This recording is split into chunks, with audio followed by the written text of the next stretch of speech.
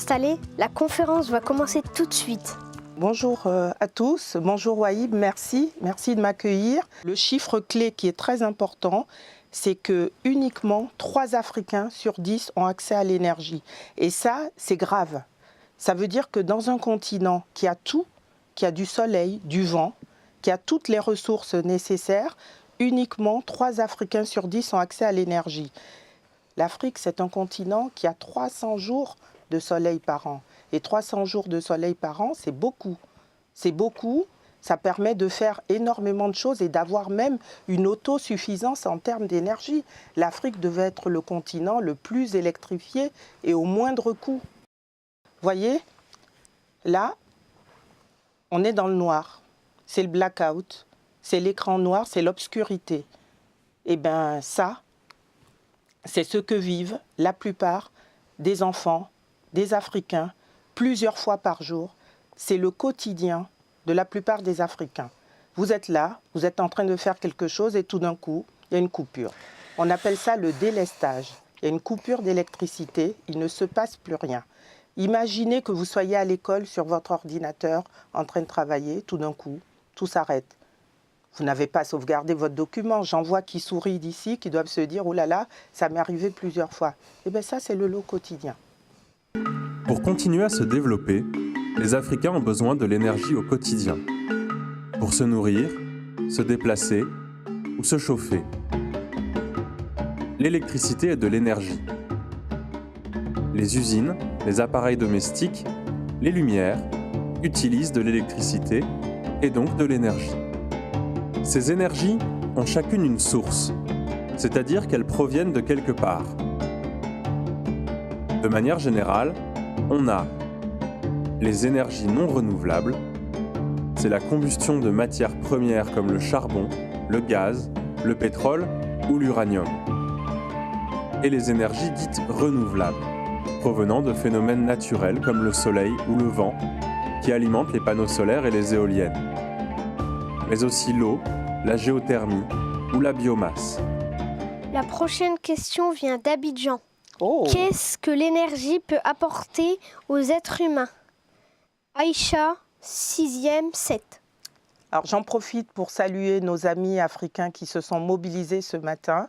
Bonjour à tous les enfants d'Abidjan et d'ailleurs en Afrique. Aïcha, ce que l'énergie peut apporter aux êtres humains, mais c'est tout. L'énergie, c'est la vie. Mais comment, moi je me demande, chaque fois que je vais en Afrique, comment on arrive à vivre, à garder le sourire, cette joie de vivre, cet enthousiasme, alors qu'on n'a pas le minimum vital.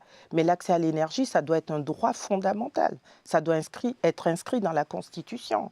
Donc, ce que ça apporte aux êtres humains, c'est la possibilité de s'élever, c'est la possibilité d'apprendre, d'être éduqué, de se nourrir, de construire des routes, de donner accès aux services essentiels, de conserver des vaccins.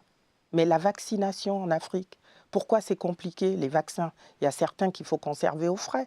Et si on n'a pas d'électricité, comment on fait? Alors, le 3e indice de l'invention mystère, il fallait trouver la réponse à une énigme.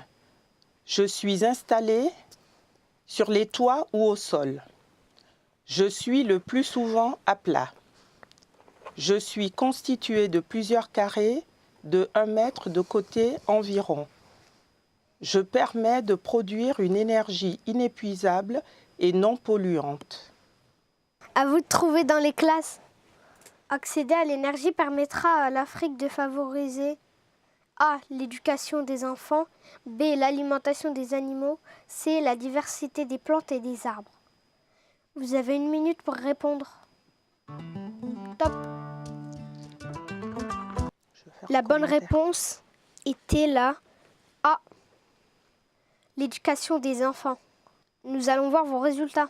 100% de réussite. Vous êtes vraiment très fort. Bravo. Nous allons repasser à vos questions. Est-ce que je peux faire un petit commentaire avant? Oui. Imagine que tu ailles à l'école et que tu rentres à 17h à la maison. Et qu'à partir de 5h, 5h30, tu n'aies plus de lumière. Comment tu fais tes devoirs? Comment tu arrives à être le meilleur de ta classe? Comment tu arrives à réviser ce que tu as appris dans la journée? Mais sans énergie, il n'y a pas Internet, il n'y a pas Wikipédia, il n'y a rien de tout ça. Donc ça veut dire que ça limite la connaissance et ça limite l'apprentissage. C'est le petit commentaire que je voulais faire en plus. Comment peut-on vous aider d'ici, l'INSEE qui est en CM1? Là, moi, je suis issue d'une famille où mes parents sont enseignants, donc je vais m'adresser à vos professeurs et leur dire un grand merci et leur demander de rester mobilisés autour de ces sujets, de peut-être vous sensibiliser à l'urgence de la situation. On ne peut plus accepter que des enfants meurent, on ne peut plus accepter que des femmes meurent parce qu'elles veulent donner la vie, on ne peut plus accepter que la jeunesse se désespère. De toute façon, on aura beau construire des murs, une jeunesse qui se désespère, elle ira forcément vers les points de lumière. Je pense que tout le monde comprend ce que je veux dire. Quelle que soit la hauteur du mur, les gens partiront parce qu'ils iront vers là où il y a l'espoir, l'espérance et la lumière. C'est inévitable, ça a toujours été comme ça. N'oubliez pas que l'aventure continue sur le site lea.fr, sur notre site Equalix. Bonne journée à tous et à bientôt.